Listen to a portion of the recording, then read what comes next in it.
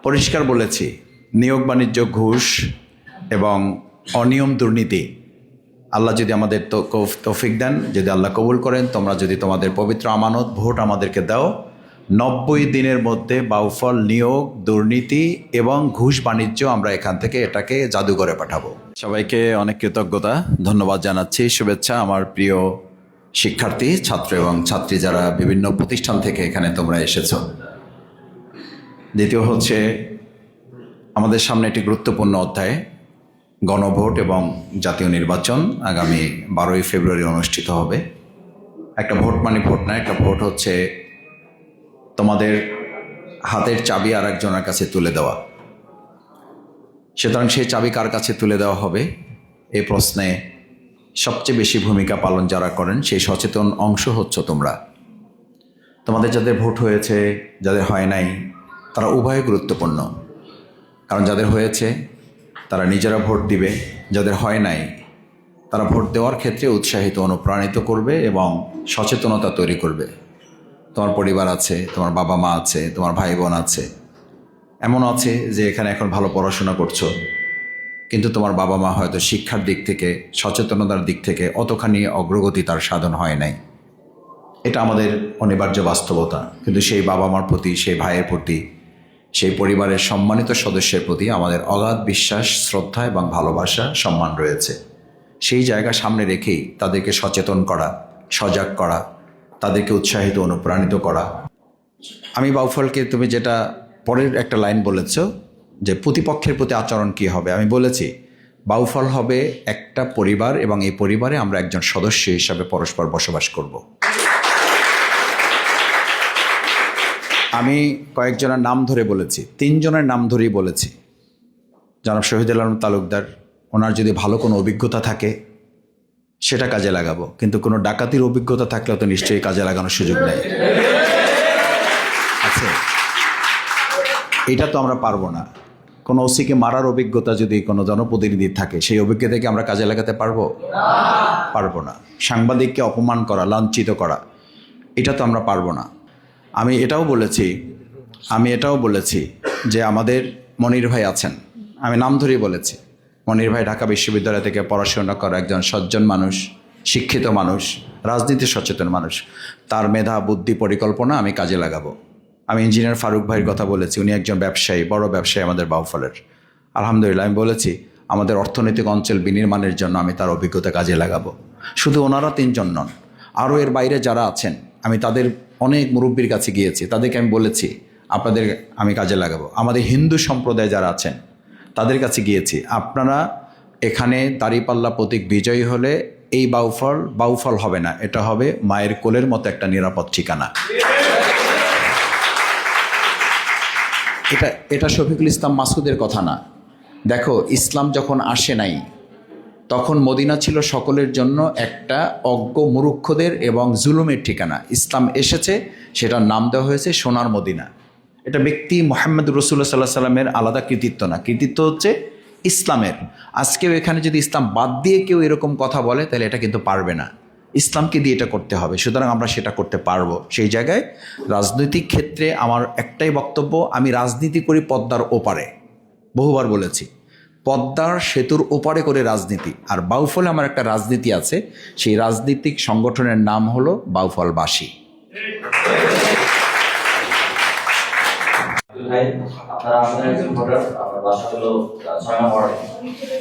আমার কাছে একটু প্রশ্ন ছিল, এই বিষয়ে জানার ছিল যে আপনার কাছে যে নিয়োগ বাণিজ্য সম্পর্কে আমরা বিগত সময় দেখেছি যে আওয়ামী লীগ আমলে বিভিন্ন নিয়োগ প্রক্রিয়া এরকম হয়তো শিক্ষক নিয়োগের ক্ষেত্রে যে টাকা দিবে, এমপির কাছে যাবে, অথবা যেখানে নিয়োগ দিবে, বিশেষ করে স্কুল কলেজগুলোতে যে স্কুলের ম্যানেজিং কমিটির সভাপতি থাকে, এদের মাধ্যমে টাকা দিয়ে চাকরি হতে হয়।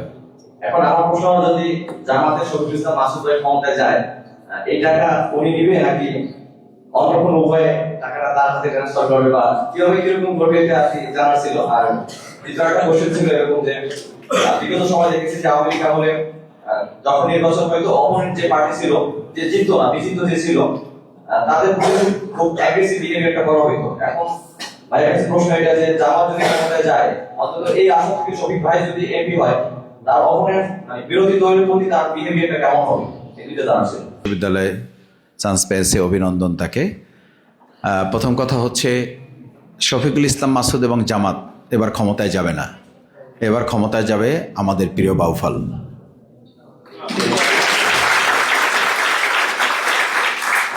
এবং আমি বলেছি শফিকুল ইসলাম মাসুদ বা XY যেটা এবার বাউফলে এমপি হবে না, এবার বাউফলে এমপি হবে তোমরা যারা, তোমাদেরকে এমপি বানাবো ইনশাআল্লাহ। দ্বিতীয় কথা হচ্ছে নিয়োগ বাণিজ্য। আমি বলেছি আমাদের ইশতেহার আমরা তোমাদের সামনে পেশ করেছি সাংবাদিকদের সম্মেলন করে, পরিষ্কার বলেছি নিয়োগ বাণিজ্য, ঘুষ এবং অনিয়ম, দুর্নীতি, আল্লাহ যদি আমাদের তৌফিক দেন, যদি আল্লাহ কবুল করেন, তোমরা যদি তোমাদের পবিত্র আমানত ভোট আমাদেরকে দাও, 90 দিনের মধ্যে বাউফল নিয়োগ, দুর্নীতি এবং ঘুষ বাণিজ্য আমরা এখান থেকে এটাকে জাদুঘরে পাঠাবো। বাউফলেও কিছু ক্ষেত্রে তা দেখা গেছে, কিন্তু ছাত্রী সংস্থার কার্যক্রমে কোনো অস্তিত্বই বাউফলের কোনো শিক্ষা প্রতিষ্ঠানে এখন পর্যন্ত আমরা দেখতে পাইনি। যেখানে তরুণীরা সমাজের অর্ধেক, সেখানে আপনাদের নারী সংগঠন এতটা বেশি নিষ্ক্রিয়। এই পরিপ্রেক্ষিতে একজন তরুণ হিসেবে আমি কেন এমন একজনকে ভোট দেব যার সংগঠন বা পরিকল্পনায় আমার সক্রিয় অংশগ্রহণের জন্য কোনো দৃশ্যমান প্ল্যাটফর্ম নেই? আর আমার দ্বিতীয় প্রশ্ন হলো, ভোটের পর জনবিচ্ছিন্ন হওয়ায় এখনকার নেতাদের রাজনৈতিক আদর্শ, যদি আপনি নির্বাচিত হন তবে কি নির্বাচিত হওয়ার পর প্রতি 6 মাস অন্তর অন্তর জনগণের মুখোমুখি হয়ে তাদের প্রত্যাশা এবং আপনার কাজের অগ্রগতি সম্পর্কে ওপেন মিটিং করার সৎ সাহস আপনার আছে কি? শিবিরের পাশাপাশি ছাত্রীদের সংগঠনটা দুর্বল কারণে এটি খুবই বাস্তব প্রশ্ন। আমি ছাত্র শিবিরের এখানকার ইউনিয়নের সেক্রেটারি থেকে দায়িত্ব পালন করেছি, উপজেলায় দায়িত্ব পালন করেছি, তখন এটা আমরা খেয়াল করেছি প্রত্যন্ত অঞ্চল হওয়ার কারণে, বিশেষ করে তোমরা জানো যে এখানে আমাদের তো এখন অনার্স হয়েছে, তখন ডিগ্রি ছিল, এখানে অনার্স হওয়ার পরেও শিক্ষার মান সব কিছু বিবেচনায় মানে সাধারণত দেখা যায় যে বাউফলে SSC পাশ করার পরেই সবাই বরিশাল ঢাকামুখী হয়ে যায়। তো SSC পাশ পর্যন্ত আমার তো এই ক্লাসে এখন আমার কন্যা আছে আর কি, তো তোমাদের কন্যা তুল্যই বলি, SSC পর্যন্ত বা দাখিল পর্যন্ত ধরি, এই বয়স পর্যন্ত আসলে একটা মেয়েকে বা একটা কন্যা সন্তানকে যদি পলিটিক্স সেন্স যদি আমরা বলি বা রাজনীতির সচেতনতার কথা বলি, এটা তার জন্য কিছুটা কঠিন।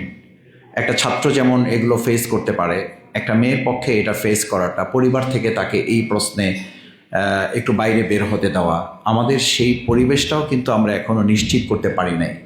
তোমরা শুধুমাত্র স্কুলে যাও, কলেজে যাও, মাদ্রাসায় যাও, সেখান থেকেই ঠিকমতো তোমরা ফিরে আসতে পারছো কি না, এই জায়গাটাই কিন্তু এখন আমাদের কাছে প্রশ্নবিদ্ধ। সুতরাং এই বাস্তবতা থেকেই নারী সংগঠন বা আমাদের ছাত্রী সংগঠন, ছাত্রী সংস্থা যেভাবে কাজ করা উচিত, পরিবেশগত কারণেই সেটা আমাদের কাছে সম্ভব হচ্ছে না। আমরা তারপরও চেষ্টা করছি। আমি মনে করি যত পরিবেশ উন্নত হবে, যত পরিবেশ আমাদের নারী বান্ধব হবে, যত পরিবেশ আমাদের নারীদের নিরাপদ একটা আশ্রয়স্থল হবে, তত এই কাজগুলো সামনের দিকে আরও অগ্রসর হবে। দ্বিতীয় হচ্ছে যখন কোথাও কোনো কাজ হয় না, তখন দায়িত্ব হচ্ছে আমাকেই ওই দায়িত্বটা নেওয়া।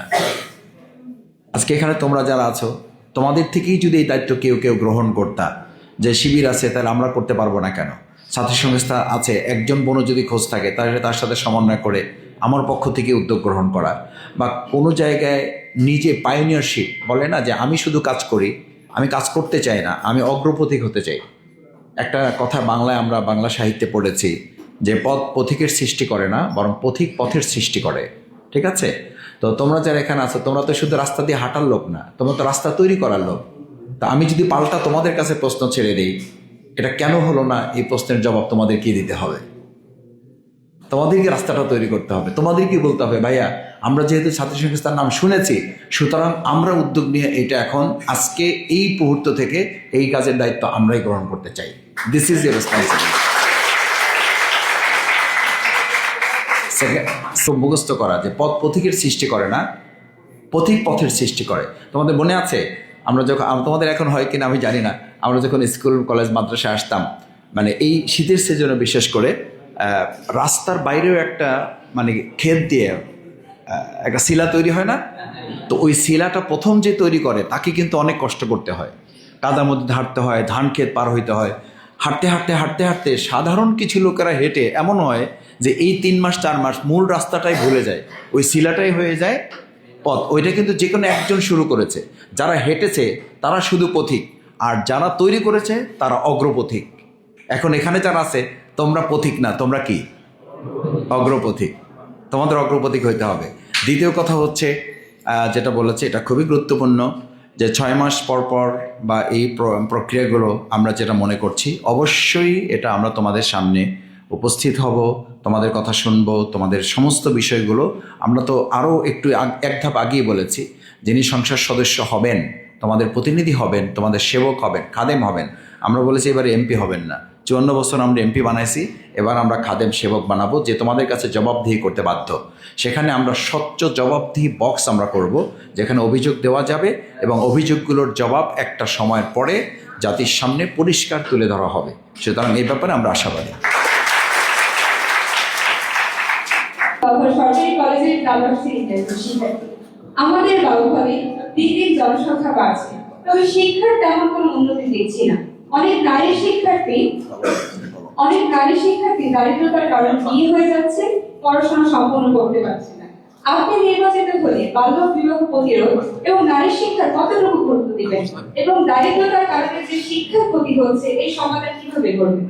সবাইকেই ইসলাম এবং বর্তমান যে সাংবিধানিক বয়স আছে, এই বয়সের শুরুতেই আমি আমার কন্যাকেও বিয়ে দিয়ে দেব, আমার ছেলে থাকলে আমি ছেলেকেও বিয়ে দিয়ে দেব।